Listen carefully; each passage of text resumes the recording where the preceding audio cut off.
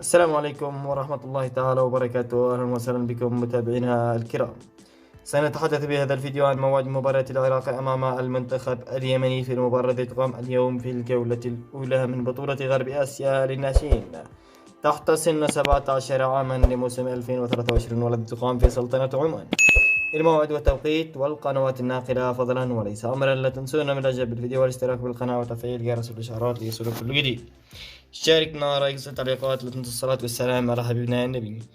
أما عن توقيت عرض مباراة اليمن أمام العراق للناشئين اليوم، والمباراة التي تقام على ملعب السعادة صلالة والتي تنقل عبر قناة العراقية الرياضية وعمان الرياضية. أما عن توقيت عرض المباراة اليوم الاثنين بتاريخ 2023 شهر 12 يوم 11 من شهر 12. أما عن المباراة تقام اليوم الاثنين عند تمام الساعة 4 مساء بتوقيت بغداد وبتوقيت مكة المكرمة.